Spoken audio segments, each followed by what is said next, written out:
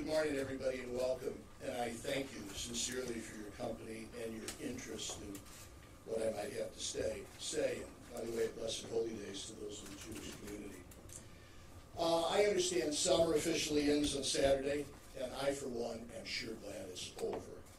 Many of our people and our priests are calling it the summer of hell for our Catholic family. We had the scandal of Theodore McCarrick, then the nauseating detail of the Pennsylvania grand jury of horrific abuse of minors by priests in the 50s, 60s, 70s, 80s, and 90s. Then the controversy around the Archbishop Vigano letter.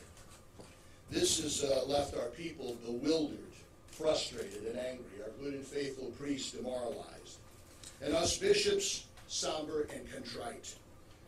Autumn can't come fast enough. Over this rough summer, I've written and commented some, and thank you for covering that, but I've mostly listened and read, reflected, and prayed. And from my people, my clergy, and from the wider community, most of whom respect and appreciate the church, I hear that they want accountability, transparency, and action. I also hear them honestly say to me something that stings me very deeply. Cardinal Dolan, they will tell me, we've been so let down that we're beginning to lose trust in you bishops. If I lose the trust of my people in this community, I don't have much left. Accountability, transparency, action, and trust. Meet Judge Barbara Jones, who will now become our special counsel and independent reviewer.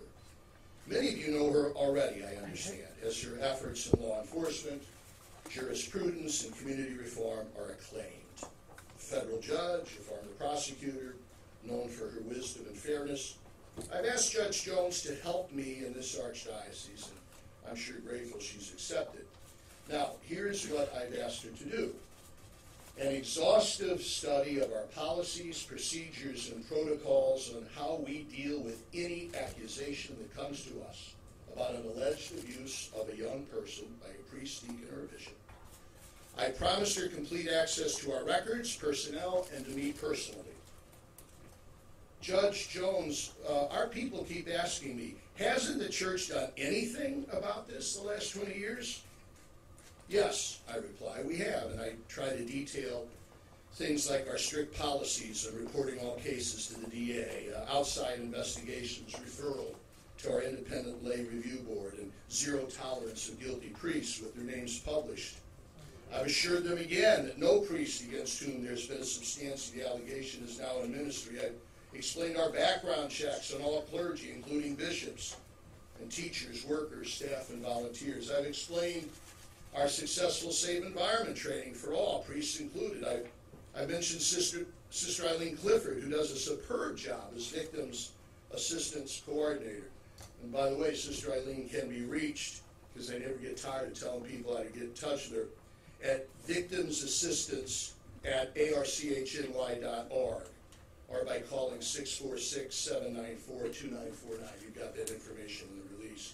But Judge, here's my point. I'm afraid many don't believe me. So I'm asking you, please, to conduct an independent, scrupulous review to see if indeed there are gaps, if there are things we should be doing and are not, and hopefully to affirm that we're doing our best to live up to the promises we bishops made to our people way back in 2002. I need your help in a couple areas as well, a couple other areas, Judge. Would you help me enhance and strengthen our protocols for accusations of inappropriate behavior by anyone abusing his or her position of authority? See, even our many critics do admit that, yeah, we've made a lot of progress in dealing with abuse of minors, but that now we need to be certain we're doing the same for responding to allegations of abuses of position and power. Would you also confirm my belief and hope that the independent reconciliation and compensation program led conscientiously by Ken Feinberg and Camille Byros, that's resulted in a sense of fair resolution and compensation with almost 300 victim survivors in this archdiocese alone, and has now been adopted by other dioceses in the state, is indeed an effective initiative in service to the victims. You may know that this IRCP has also helped us uncover previously unknown cases of misbehaving priests, like Theodore McCarrick, who are now permanently removed from ministry. I'm eager to propose this proven program for all institutions, church, state, private, educational, to adopt an outreach to the victim survivors. Our attention and sensitivity as a state and wider community must be to the victim survivors, not to institutions. And I'm hoping that you find that the IRCP is a good model. I've given you a lot to do, Judge, but I need your help if I'm going to respond to my people's plea for accountability, transparency, and action. I look forward to receiving your recommendations and your insights, and I pledge that I'll take them all with utmost seriousness. And I want you to hold my feet to the fire if you feel that I'm not following through on the recommendations that you make.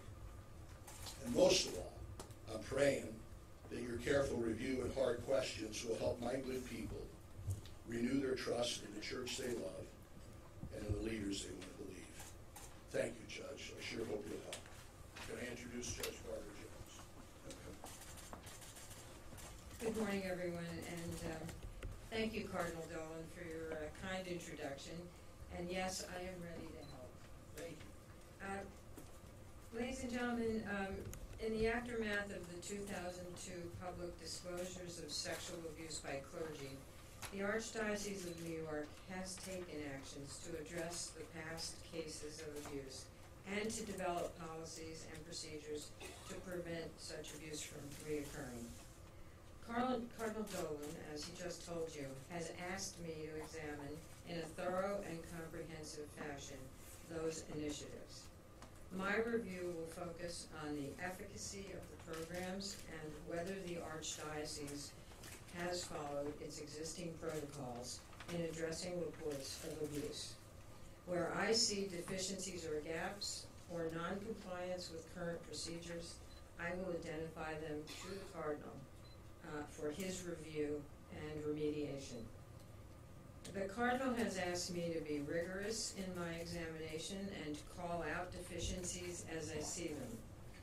He has assured me that he will take appropriate action as expeditiously as possible based upon my recommendations. I would not have taken this assignment without these assurances. On a going forward basis, I will also review the procedures followed in every new case of alleged abuse to ensure that the Archdiocese has followed its protocols. I will make the results of those reviews available to the Cardinal before he makes a final adjudication in each case. In addition, the Cardinal has asked me to examine the current procedures and policies in the Archdiocese regarding sexual harassment and abuse in the workplace. I will review the current workplace policies and recommendations, workplace policies and protocols, and where recommendations are needed to enhance their effectiveness, I will make those recommendations to the Cardinal. I approach this important assignment with an open mind and an understanding of the scope and scale of the issues that challenge the Archdiocese. I have already begun an initial review of the Archdiocese's past efforts, some dating back over 25 years.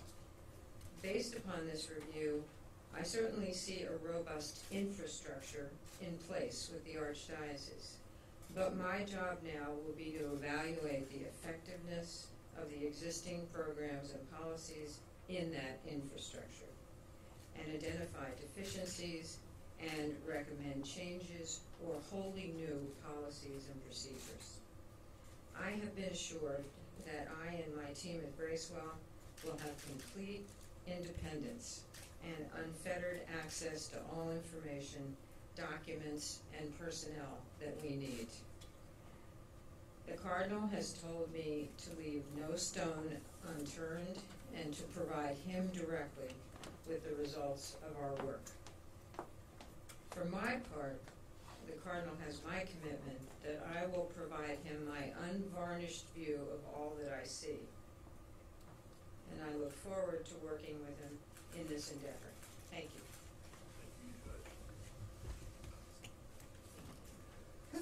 Ladies and gentlemen, we do have some time for a few questions. If you would, just wait to be recognized, and then identify yourself, and also identify to whom the question is directed. Thank you. Shannon? This is Cardinal Dolan.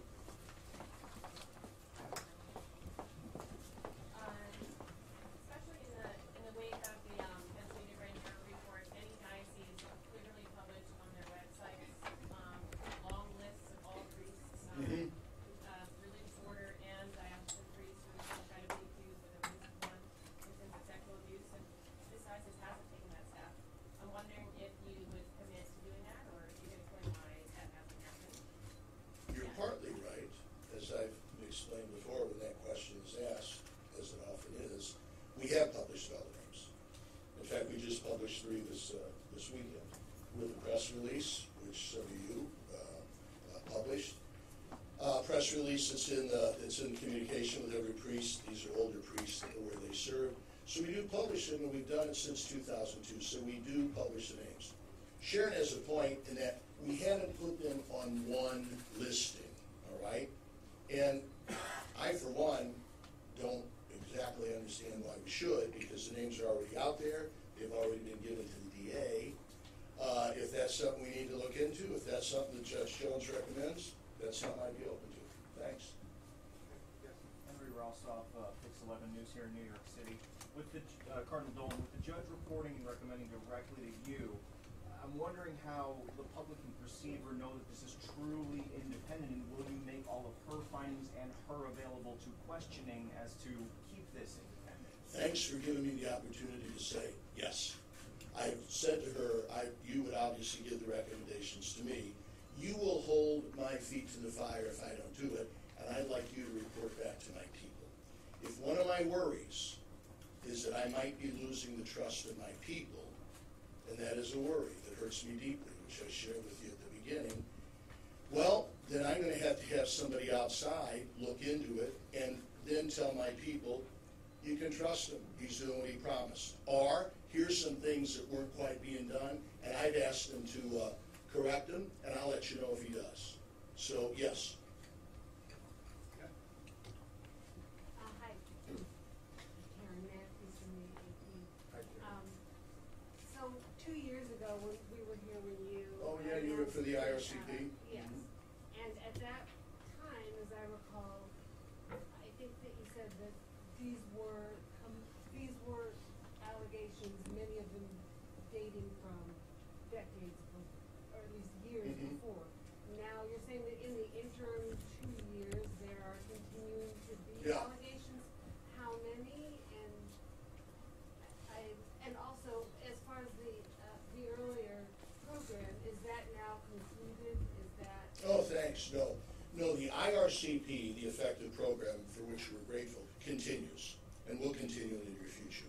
We want to give all the time and space necessary for victims to come forward, and as painful as it is when they do, we're grateful for their courage. Number 2, yes, new numbers have surfaced that we were unaware of 2 years ago, as we now enter our 3rd year of the IRCP, which is an added benefit of the program, right? Not only do victims graciously report a sense of resolution, fairness, and compensation, but it's also surfaced new perpetrators. Now, the vast majority we already knew, but new ones have surfaced. And again, as somber as that is, we're glad, because we need to do that.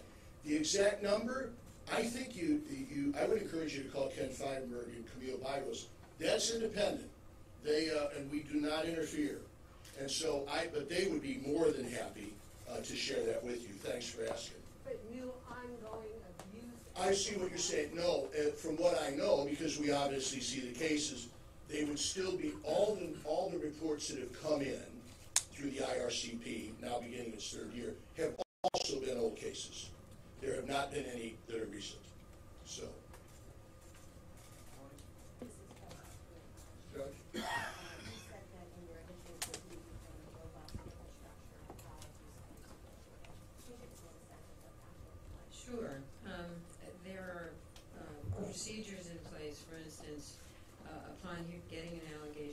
sexual abuse, an immediate report to the local DA. When and if the local DA advises that they cannot prosecute, then an immediate investigation by our own internal investigators, and that's a firm that does these investigations. Once the results of that are back, these allegations go to a lay review board that is composed of jurists, a psychologist, and others who, are wise people and have been around, and they make decisions there as to whether or not the complaint is substantiated. Once that happens, then the process begins of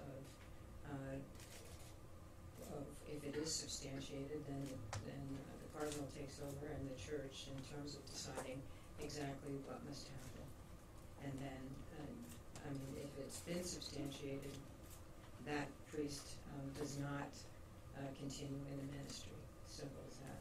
But there are other processes and procedures to look at too. In our schools, we have to be concerned about preventing sexual abuse. We have to make sure that we have safety programs, and we do, but I'd like to take a look at them and see if they're up to what the state of the art is. We have to teach people what the signs are of sexual abuse so that they can recognize it. And then we have to encourage people to come forward and report. Encouraging people to report is one of the most important things in any program. Frequently they're embarrassed, other times they're ashamed, or sometimes they're simply afraid. So that has to be part of the program, and that I want to make sure is robust, and that there's enough effort in the program to encourage people to come forward. Those are just some of the things that I would mention that I would certainly be looking at. Judge, you said you expect to act expeditiously. Do you have a timeline of when you might be making a recommendation to the doctors? I'm afraid it's too soon to say that. These incidents happen at the parish level often and are sometimes reported at the parish level. Will you be able to look at those procedures and how sure the archdiocese can be that allegations are making their way to the... I've been assured by Cardinal Dolan that I will have access to everything, including at the parish level. Do you see that as a weakness right now? You looked at that? I haven't. I couldn't tell you today. Lauren? On your box, you said you have initial review. Do you see any gaps right now that you need to address? Is there anything that stands out to you right now? No, it's too soon for me to say. Yes, what are the plans to address the abuse of authority where people in positions, bishops or monsignors sort of move one priest to another parish, and then nothing was really addressed? Where's the stopgap measure for something like that? I just say I'm under the impression that does not happen anymore with respect to certainly this diocese. Thanks, Judge. By the way, while I appreciated the reassurances you gave that your initial look would demonstrate that there's a robust infrastructure in place, she's also saying she's got to make sure that works. So the infrastructure's there, but part of her duty is going to say, is it clicking? Thanks for that. That's one of the gaps we bishops nationally have already found. As grateful as we are for the tangible progress and reform that came out of the Dallas Charter, the Charter to Protect Youth and Minors, approved by the bishops in the summer of 2002 and rather rigorously enforced. As proud and grateful as we are for the progress, we've already noticed a huge gap in that bishops weren't included. So bishops need the same accountability and the same oversight as they're supposed to give the priests in two areas. When they themselves have committed immoral abuse, or when they've been negligent in acting upon cases that they get. Those two things can and have happened, as you're tragically aware. I'm happy, and I think Joe has provided you in the kit, that just yesterday, this has kind of been going on for a month, just yesterday, the United States Conference of Catholic Bishops announced that they now have that now there be set up for bishops an independent, mainly lay review board where people can report accusations against us. And secondly, that there would be a code of conduct for bishops.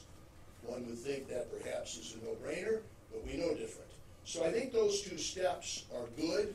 I would have anticipated that's a gap that the judge would have uncovered. I'm glad we've been a little preemptive here. So. Maybe time for one more, Ann? Your Eminence, yes, you referenced the bishop's statement yesterday, called for a full investigation into Archbishop Harris.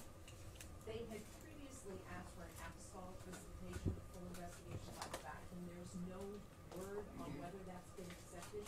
Can you shed any light on that? Does there need to be an apostolic visitation? And is the Vatican doing enough to help you restore peace? Yeah, thanks, Ann. Those are very fair and very timely questions. I still think we do need that. What we have to do is get to the bottom of the McCarrick affair. All right, the abuse was bad enough.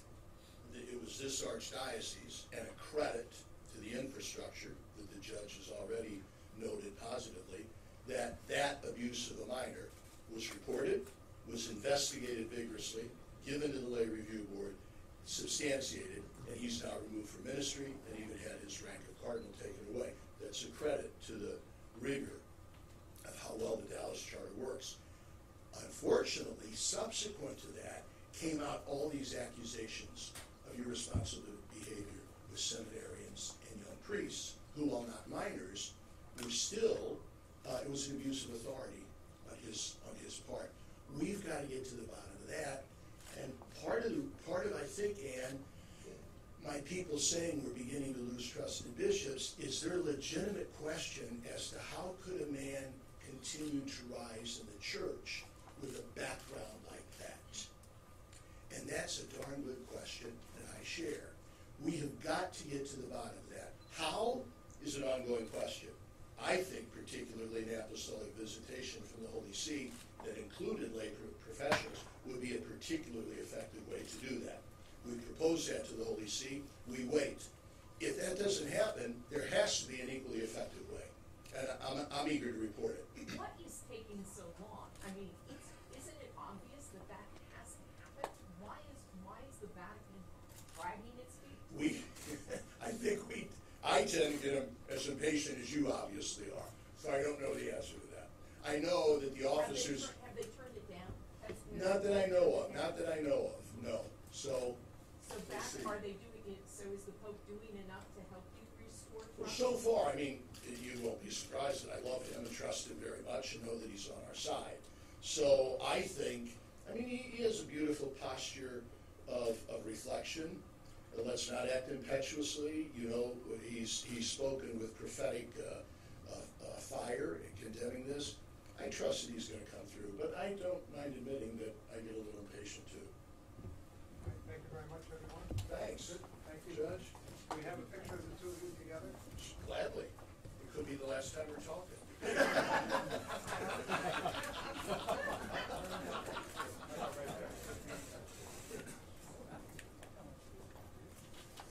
Thanks. Your Honor, how big is the team at Graceway? You talked about your team. We don't have a number yet, but we'll expand whatever.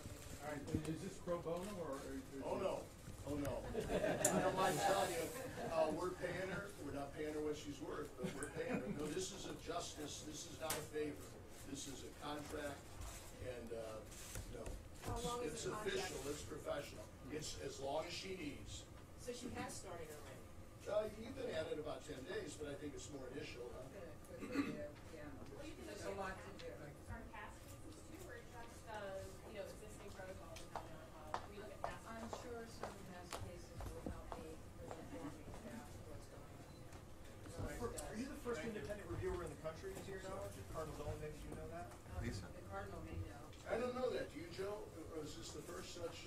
First that I've I'd heard. like to think so. We can brag